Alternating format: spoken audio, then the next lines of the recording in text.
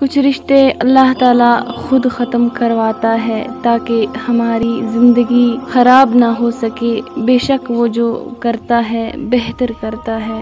گناہ کے دوران موت نہ آنا اور گناہ کے بعد توبہ کی مہلت ملنا اللہ پاک کا بڑا احسان ہے۔ کسی کی بیٹی کو جب اپنے گھر لے آئیں تو یاد رکھیں کہ شادی کر کے ہی لائے ہیں، خرید کر نہیں کہ جیسا مرضی سلوک کیا جائے وہ آپ کے اچھے سلوک اور عزت کی حقدار ہوتی ہے۔ اللہ آزماتا ہے اپنے پسندیدہ بندے کو اس چیز سے جو اسے بہت پیاری ہوتی ہے تاکہ اس چیز کی طلب انسان کو اپنے رب سے ملوا دے اور وہ اسی سے امید رکھے۔ پتہ ہے محبت کیا ہے؟ وہ سارا دن ہمارے گناہ دیکھتا رہتا ہے اور صبح اپنے ہی فرشتوں کے ہاتھوں ہمارا رزق بیچتا ہے۔ بے شک وہی اللہ ہے۔ سنو تمہارا رب سب سنبھال لے گا، اس پر یقین رکھو۔ ہو سکتا ہے تمہاری محبت کو ہی اللہ تمہارے نصیب میں لکھ دے۔ دعائیں نصیب سے نہیں بلکہ نصیب دعاؤں سے بدلتا ہے۔ تم اتنے یقین سے مانگو کہ تمہارے یقین کے بعد کی کہانی معجزوں کی لکھی جائے۔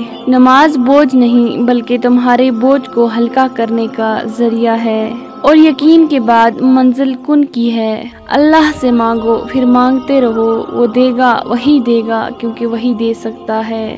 سب سے پہلے دعا، دعا کے بعد صبر، صبر کے بعد یقین، پھر آپ کا سفر بہترین۔ آزمائش بھی اللہ کی طرف سے تمہارے لیے یقین کا امتحان ہوتا ہے اور پھر میں نے لوگوں سے زیادہ اپنے اللہ کو راضی کرنا مناسب سمجھا۔ وہ بدلے گا تقدیریں، وہ میرا بھی خدا ہے۔ تہجد بہت خوبصورت عبادت ہے جہاں کچھ ملے نہ ملے لیکن رب ضرور مل جاتا ہے۔